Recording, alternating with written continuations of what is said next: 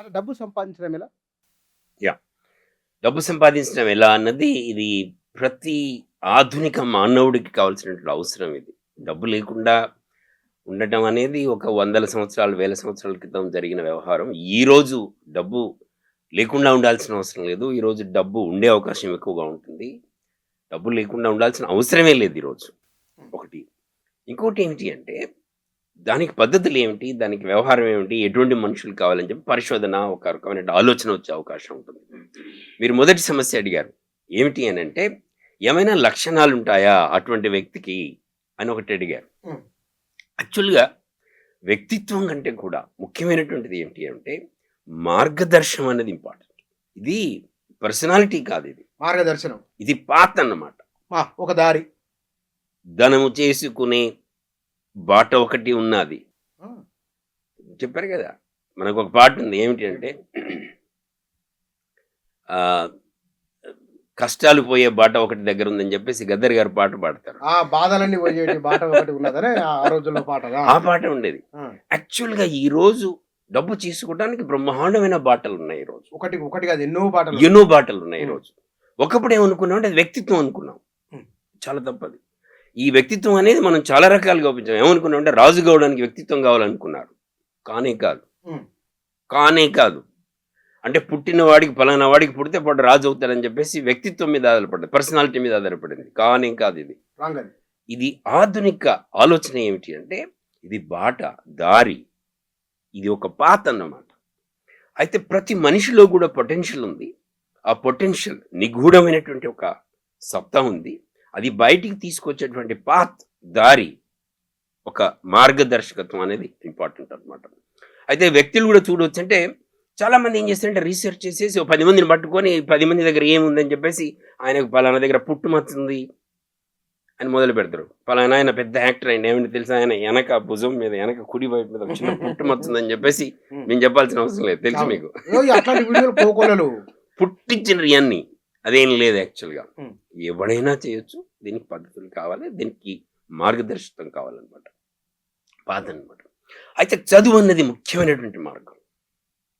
విద్య అనేది ఎప్పుడైతే మనం ఉపయోగిస్తామో, దాన్ని ఎప్పుడైతే వినియోగిస్తామో, మనకు డబ్బు, సంపద, విజ్డము వచ్చే అవకాశం ఉంది. ఇక్కడ అదృష్టం పాలు ఎంత ఉంటది?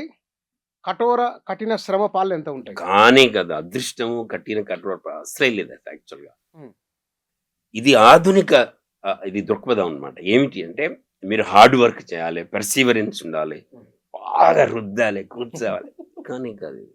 హ్మ్. ఈరోజు మనకున్నటువంటి మ్యాజిక్, మనకున్నటువంటి ఈరోజు టెక్నాలజీ, మనకి ఈరోజు ఉన్నటువంటి చదువు, ఈరోజు ఉన్నటువంటి అవకాశాలను గనుక పట్టి ఆలోచిస్తే ఏదైతే కష్టాల నుంచి వచ్చినటువంటి వాళ్ళు, ఏదైతే ఆ వర్గాలు, ఆ కులాలు, ఆ జాతులు ఏదైతే ఉన్నాయో, ముఖ్యంగా ఏ జాతుల దగ్గరైతే నైపుణ్యం ఉందో, ఏ జాతుల దగ్గరైతే స్కిల్ ఉందో 90% పాపులేషన్ గనుక చూస్తే వాళ్ళ దగ్గర అన్ని స్కిల్సే ఉంటాయి. హ్మ్. ప్లంబర్ గాని, ఎలక్ట్రీషియన్ గాని, 100% మంచి కెమెరామెన్ గాని మీరసలు 90% ఉంటది. ఈ లేని వాళ్ళు ఎంతమంది తెలుసా? ఒక 5%, 10%. అంతే. వీళ్ళు ఎంతసేపటికి నోటితోటి మాట్లాడుతుంటారు. పని చేయదు. వాడి దగ్గర చేతులు అసలు ఇప్పుడు మనిషి ఎప్పుడైతే జంతువులు 4 అవయవాల మీద నిలబడేటువంటి జంతువు 2 అవయవాలు పైకి లేపేస్తే వరకు అప్పుడు మనిషి అయిపోయాడు. ఆ! అప్పుడు 2 అవయవాలు నీకు చాలా ఉపయోగపడడానికి అవకాశం వచ్చింది. 2 కాళ్ళ మీద నిలబడొచ్చి 2 చేతుల్ని ఉపయోగించేసుకొని బ్రహ్మాండమైనటువంటి సృష్టి చేయొచ్చు. మానవ పరిణామ క్రమం అది. పరిణామ క్రమంలో. హ్మ్. అయితే ఈ చదువు అన్నది ఈ 2 చేతులను సరిగా ఉపయోగించుకునే పద్ధతిలో చేయించలేదు. చేయించలేదు గదా! ఎందుకు కొందరే కోటాను కోట్ల రూపాయలు సంపాదిస్తున్నారు? ఎందుకు కొన్ని లక్షల మంది ఉద్యోగులు మిగిలిపోతున్నారు? ఎందుకు కొన్ని కోట్ల మంది అవకాశాల కోసం ఎదురు చూస్తున్నారు? తేడా ఏమిటి? దీనికి ముఖ్య కారణం ఏమిటి అంటే దీనికి ఉన్నటువంటి జన్యు లోపం, DNA లోపం ఏమిటి అంటే చదువు. ఓహ్! మీరన్నారు ఎందుకు ఉద్యోగం అన్నారు. అసలు ఉద్యోగం అన్న మాట వచ్చిందంటేనే అక్కడే ఆ జన్యు లోపం అన్నమాట.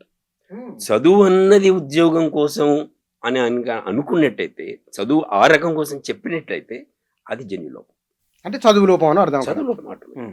అసలు చదువు చెప్పటమే అట్లా. చెప్పేటోడే అటువంటి వాడు. వినేటోడు అటువంటి వాడు అయినా కాకపోయినా చెప్పేటోడు అటువంటి వాడు. పుస్తకాలు రాసినటువంటి వాడు కూడా పనిచేసిన మరి వాడు ఏం కాదు. పుస్తకం రాయాలి? ఎట్లా చెప్పాలి చదువు? ఆ!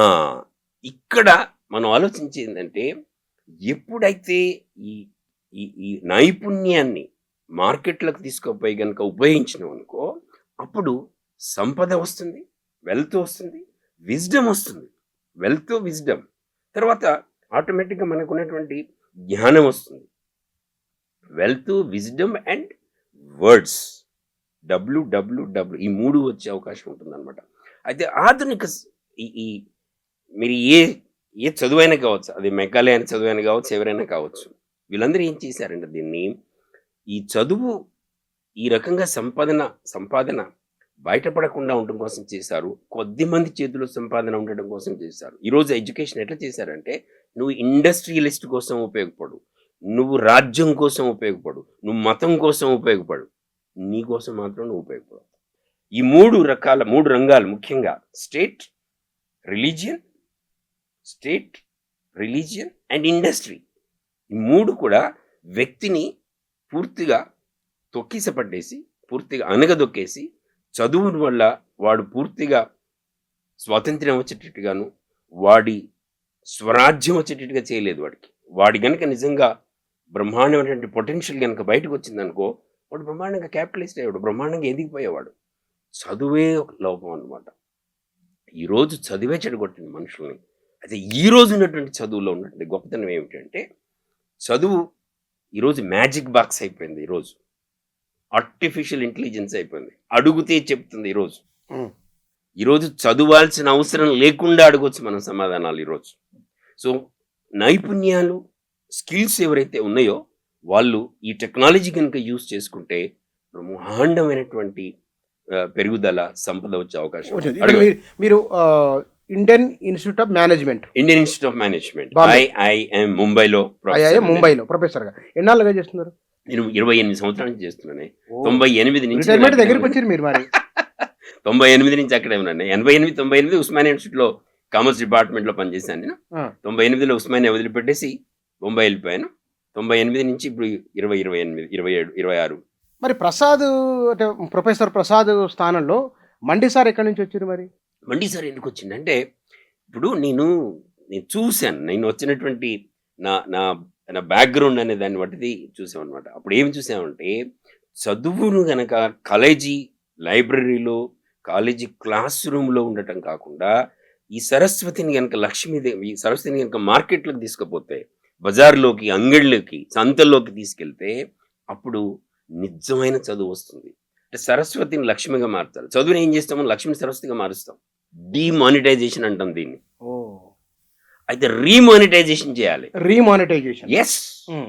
డిమానిటైజేషన్ ఏంటంటే కరెన్సీ నోటు డిగ్రీ సర్టిఫికెట్ గా మారడం అనేది డిమానిటైజేషన్. రీమానిటైజేషన్ సర్టిఫికెట్ల నుంచి కరెన్సీ రావడం అనేది.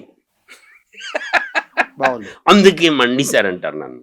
నేనేం చెప్తానంటే విద్యార్థికి, ఈరోజు చదువుకున్నాను, నా చదువుతో నేడే నా అన్నం నేను సంపాదిస్తాను. ఇక్కడ గుర్తుపెట్టుకోండి, నా చదువుతో నా అన్నం నేడే, ఈరోజే, ఇప్పుడే, నేడే పూర్తిగా స్వరాజ్యం ఇది. ఎప్పుడైతే కళలు ఉన్నటువంటి వాడు, నైపుణ్యం ఉన్నవాడు, పాడగలిగేవాడు, డ్యాన్స్ చేసేవాళ్ళగాడు, ప్లంబరు, ఎలక్ట్రీషియను, ఏదైతే ఉందో తన చేతిలో ఉన్నటువంటి, తన 2 చేతులు, తన మెదడు, తన బాడీ ఏదైతే ఉందో దీంతో ఏదైనా చేయగలడు.